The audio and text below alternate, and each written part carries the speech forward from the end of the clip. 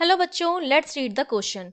The question is a straight wire of mass 200 gram and length 1.5 meter carries a current of 2 ampere. It is suspended in mid-air by a uniform horizontal magnetic field B.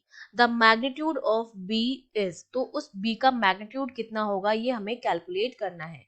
तो देखिए की concept की अगर मैं बात करूं तो क्या होता है जब भी कोई करंट कैरिंग वायर होता है और उसको हम यूनिफॉर्म मैग्नेटिक फील्ड में रखते हैं तो उस पर क्या लगेगा, एक फोर्स लगेगा.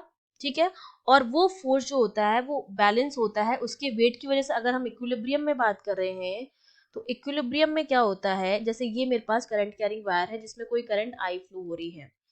अब जब मैं इसको यूनिफॉर्म मैग्नेटिक फील्ड में रखूंगी तो एक तो इस पर फोर्स लगेगा उस मैग्नेटिक फील्ड की वजह से, और एक इसका वेट लगता है नीचे की तरफ जो होता है mg ग्रेविटेशनल फोर्स.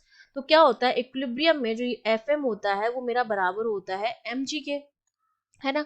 अब ये जो fm लगता है इस करंट कैरिंग वायर पर जिसकी कोई लेंथ l है और जिसमें I करंट फ्लो हो रही है, वो फोर्स हम किस तरह से देते हैं. देखिए ये मैंने डायग्राम बना दिया है. ठीक है, इस पर फोर्स ऊपर की तरफ लग रहा है. अब डायरेक्शन ऑफ करंट जो है वो क्या है, परपेंडिकुलर है मैग्नेटिक फील्ड के. तो एंगल जो हो जाएगा हमारे पास वो क्या हो जाएगा, 90 डिग्री हो जाएगा.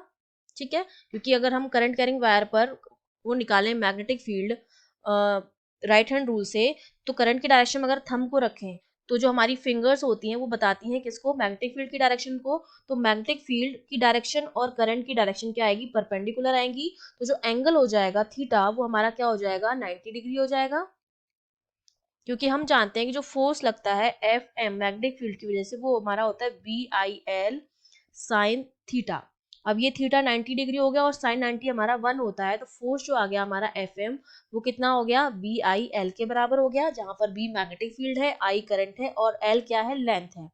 और वेट जो है वो हमें गिवन है, मतलब एम की वैल्यू हमें गिवन है. अब मैं वैल्यू ये क्या कर देती हूँ, सब्सटीट्यूट कर देती हूँ. जो मेरा एफ एम है वो बैलेंस होगा एम जी से इन इक्विलिब्रियम. तो ये हो जाएगा बिल. तो B I L that is equals to M G. हमें निकालना है मैग्नेटिक फील्ड बी. तो ये हो जाएगा M G upon I L. ठीक है, अब हम वैल्यूज पुट कर देते हैं. मास हमें दे रखा है 200 ग्राम.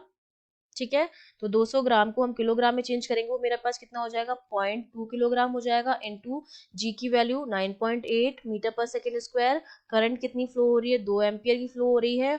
और लेंथ हमें दे रखी है 1.5 मीटर. लेंथ हमें दे रखी है 1.5 मीटर.